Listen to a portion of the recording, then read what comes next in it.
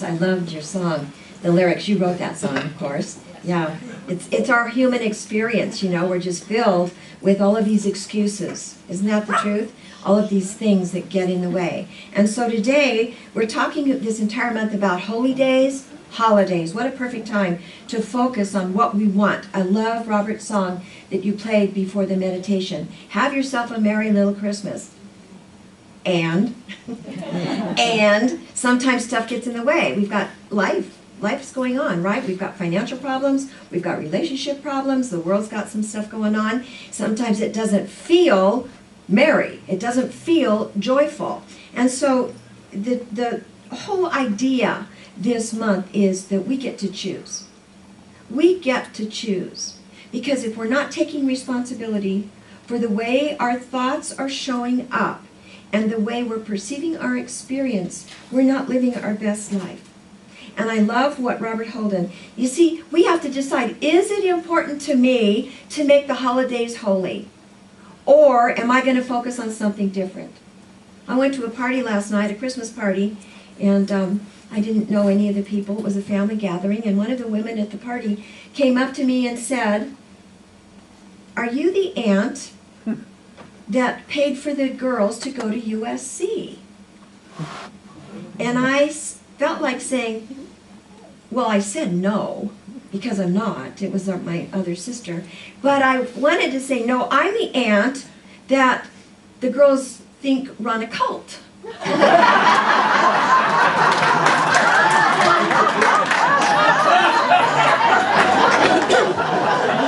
I made a choice to keep it holy. Knowing that she was an oh-so-lovely Mormon lady, I figured that wouldn't go over. So I just made a choice to stay in my own personal joy and bless that experience. Because you know what? It's important to me. The quality of love and kindness and joy and peace and hope, those are qualities that are important in my life. And I need to take responsibility to bring those qualities forth in everything that I do, in everything that I say. Because those qualities are relevant to my life experience. If they weren't relevant, I would put no attention on them. Do you hear what I'm saying? If it's important to you that you live a joyful life, you better put some attention in that area. Robert Holden says, however our life shows up, it's a decision. Whatever's going on, we carry the deciding vote when it comes to how it shows up. We get to decide if we're going to be happy. We get to decide if we're going to be joyful. Now, does that mean we get to decide how the stuff shows up? No. It's going to show up. You know, the other morning, I heard this beeping sound in my house, and I thought, what the heck is that? That's new. And I finally identified, I have one of those tankless water heaters. It was beeping, and there was no hot water in the house, and someone was helping me, and I said, oh, good God, we've got 9 people in this house that need to take hot showers this morning. What are we going to do? I could have gone into deep fear, anger. We pushed a button, and we chose joy. We chose to be with it in a light way. We pushed the button, didn't panic, and you know what? We had hot water. But we always get to decide, how are we going to be with this? See, the situations are what they are. We get to decide what, situations color life, the author says. They always do. But we get to decide what color that life is. We get to decide if we're looking at it in a dark way or in a light way, bringing forth the energy of the divine to experience that joy within it, see? So, this whole idea of joy, I love what Glenda said. It's exactly my talk. That's why I picked this image behind me. Joy, this energy of the divine. The Sufi master Llewellyn Bounley says joy is the living remembrance of God. It is that experience manifest in the world. It is the expression of our divinity within our human experience. I picked this image because it is an inside job. It shines through whatever else is going on, if we let it. If it's important to us to turn the light on so that it has that opportunity. That quality of the divine, that is an expression of our divinity. It's who we are.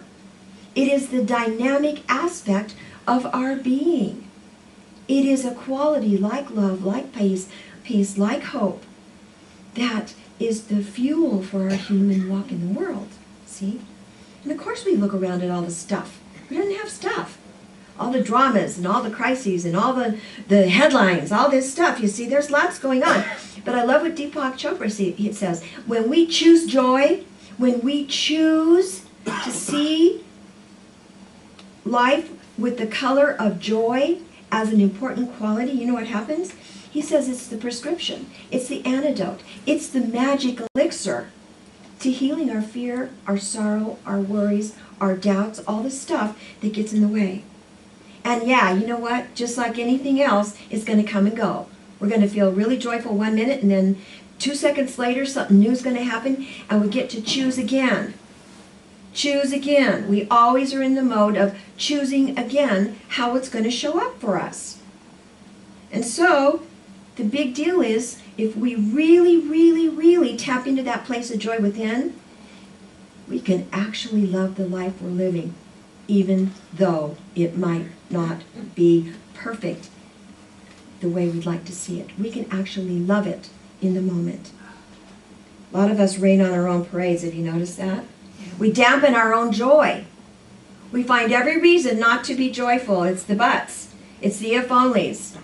If it's all of that stuff, you see. We throw a wet blanket on the energy of our joy. We do that to ourselves.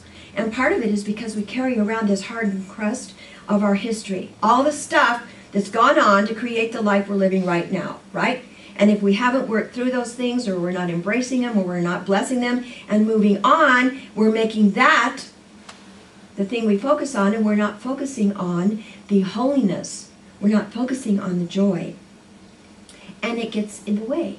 And if joy is the remembrance of the divine, the opposite of joy is what? Forgetting. Forgetting the truth of our being. Forgetting that God's in all of it. Forgetting the holiness, the qualities of the holy in everything. So I love what our authors say. Trick. This is the tool. Spend time reflecting on times in your life that you can remember being joyful. Try to remember when you've been happy. Now, for some of us that have been on the planet for a while, that could be difficult. But try to remember what it felt like. Like Glenda said, how does it feel? How does it feel? Reflect on those times in your life when you were able to tap into that deep passion for life. That place of happiness and joy that didn't depend on anything else. See, that's the deal, like Glenda said. It doesn't come, we sit around waiting for joy to happen to us. Joy doesn't happen to us. We are that, and we let it shine forth, like Glenda said. We got to make room for it in every day, in whatever is going on, so that we can express that in our walk in the world. Set an intention to find delight in the moment. What does that look? I tell you, those little boys were perfect for this morning. The dolphin and the kitten, perfect for this morning. Terry's lyrics that she chose, knowing we were talking about joy. What a perfect morning. This is a morning about joy. See, Spirit, God doesn't have to be all so somber. It can be filled with light and humor and love and delight and all of it. So this is my invitation to you. If you're feeling, I'm telling you something, if you don't feel joy in your life, if you're not able to feel that vibrancy, that enthusiasm for your life experience, that's a red flag. That's a red flag. If you're looking at your life experience and you feel flat and dry and barren and dead around the edges and numb, that's a red flag. So here's your intention. Pep your life up. Pep it up. Try something new. Maybe you're in a rut. Maybe you just have forgotten how to be joyful and happy. Try something new. Get goofy. I'm sure, as a matter of fact, when Terry told us she was going to be singing this song, she asked our permission because she was afraid perhaps the lyrics and the goofiness of that song might not fit with our crowd. And I said, "Are you kidding?" Pep Pep it up. Get goofy. Try something new. If your life is feeling stale and dry and drab and gray, guess what? You get to decide how it shows up. You don't have to fake it. Yeah, I'm happy. You know, those affirmations that we learn in very basic metaphysics. Oh, you know, I'm happy, I'm joyful. When Glenn and I went to Unity Village, we went, what? You know, everybody was sitting around singing, what was it? Every little cell in my body is happy. Every little cell in my body is happy. And I'm going, really? But this is the deal. We can set an intention to open to the delight of the universe, and we can take steps to nudge our own energy in that direction, right? We don't have to fake it and say, yeah, I'm happy, and really we just want to go bury our heads and start crying. No, that's not what we do. But we can nudge our own energy in the direction of our joy, right? So here's your invitation. Just remember that you get to decide if joy is part of your agenda. You get to decide if it's important to you. Is it relevant to your life? Do you even care about being happy and joyful? I sometimes meet people and I'm going, they don't want to be happy. They don't want to be joyful. They like it the way it is. We get to choose. It's a decision and we carry the final vote. We get to vote. Is today going to, what kind of day am I going to have? Is this going to be a day filled with joy or not? We get to choose what color our life is for that moment in time. We get to decide. It's not something we get out there. We can't sit around and wait for joy to happen to us. I don't even have my Christmas tree up, and I keep thinking, well, maybe when I put my Christmas tree up, I'll feel more like Christmas. I don't think so. I got to bring it from within. I got to have that feeling from within. It's an inside job. It's what we bring to life. I just love Robert Holden's statement. Happiness is what happens when we decide to be happy. Joy is what happens when we decide to be joyful. So this week, if your life isn't looking the way you want it to look, pep it up. Get goofy. Try something new. Get out of the rut. And remember, joy is contagious. Joy is contagious. Those children. Terry's song. Joy is contagious. So if we feel joy, guess what? Our joy light sort of splashes on everybody else. And it lifts the energy. That's why this season, Joy to the World, everybody sets an intention to be a little bit more joyful. So in case somebody else's joy light's a little dim, we can be the one that brings joy into the experience to help lighten everything. So go forth and pep it up.